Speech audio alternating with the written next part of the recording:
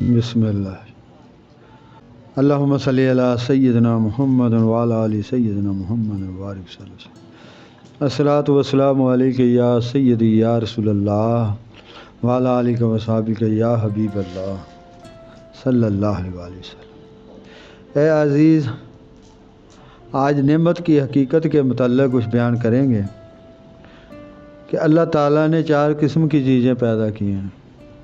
خداوند تعالیٰ نے 4 قسم کی چیزیں پیدا کی ہیں۔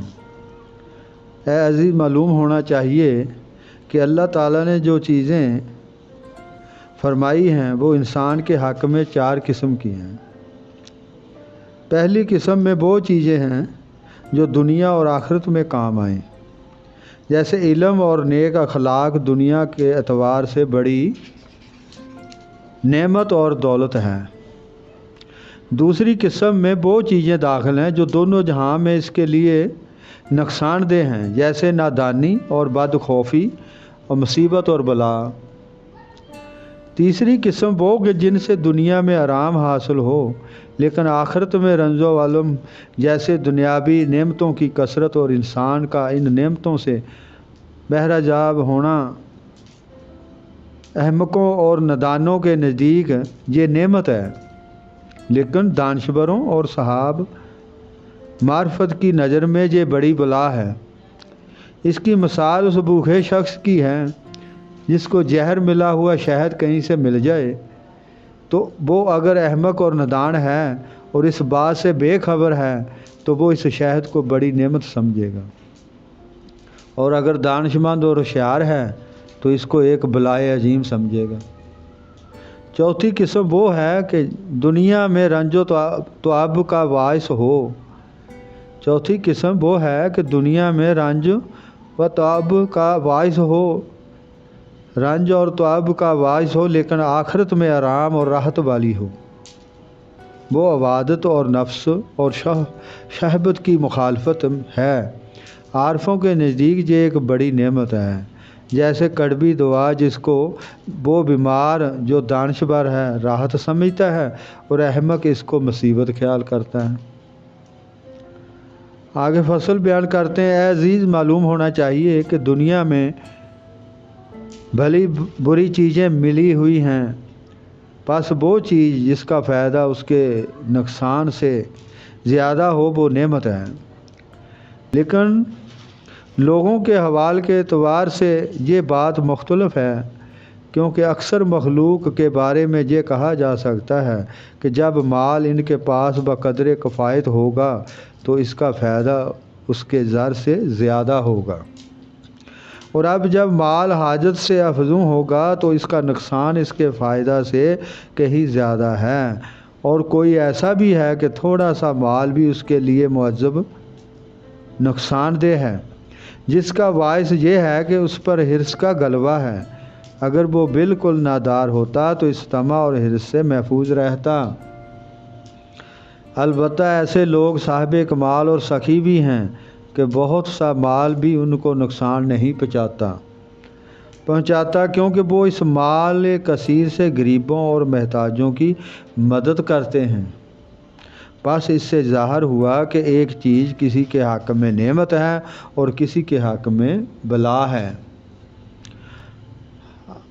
فصل آگے معلوم ہونا چاہیے کہ لوگ جس چیز کو اچھا سمجھتے ہیں وہ ان 3 حال سے خارج نہ ہوں گی۔ ایک یہ کہ وہ فی الحال پسند ہو، دوسری یہ کہ اس کا فائدہ اس وقت نہ ہو بلکہ آئندہ سے متعلق ہو، تیسرا یہ کہ وہ بذات خود خوب اور اچھی ہو۔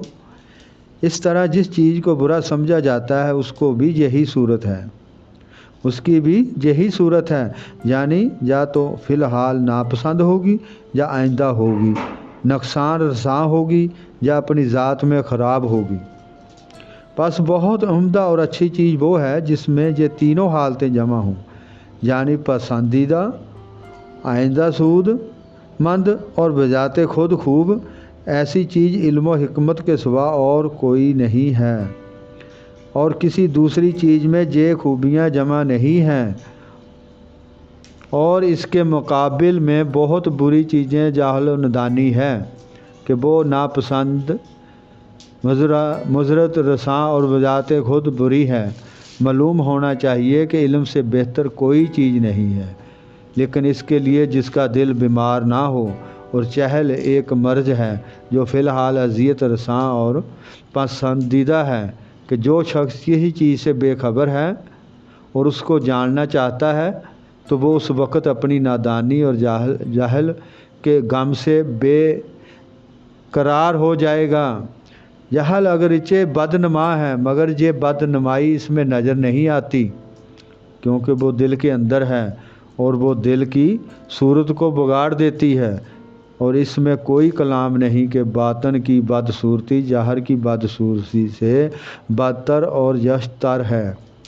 اب یہ غور کرو کہ ایک چیز نافع تو ہے پر ناپسند ہے، جیسے سڑی ہوئی انگلی کا کاٹ دینا تاکہ سارا ہاتھ اس کے فساد سے کاٹنا نہ پڑے۔ کوئی چیز ایسی بھی ہوتی ہے کہ بعض اعتبار سے نافع ہوتی ہے اور بعض اعتبار سے مضر، مثلاً بسا اوقات کشتی کے ڈوبنے کا جب خطرہ بڑھ جاتا ہے تو مال و اسباب کو دریا میں پھینک دیتے ہیں تاکہ لوگوں کی جانیں بچ جائیں، کشتی ڈوبنے سے بچ جائے۔ آج اسی پہ استفادہ کرتے ہیں، آگے کچھ حصہ رہتا ہے پھر وہ کل بیان کریں گے انشاءاللہ تعالی۔ خدا بند تعالی ساری امت مسلمہ کے لیے آسانیاں پیدا فرمائے، اپنے پیارے محبوب حضرت سیدنا محمد مصطفیٰ صلی اللہ علیہ وسلم دے صدقے، ہمارے پیر کامل دے صدقے شرک و غرب چ اللہ تعالی امت مسلمہ لیے آسانیاں پیدا فرمائے، آمین ثم آمین۔ اللہم صلی علی سیدنا محمد۔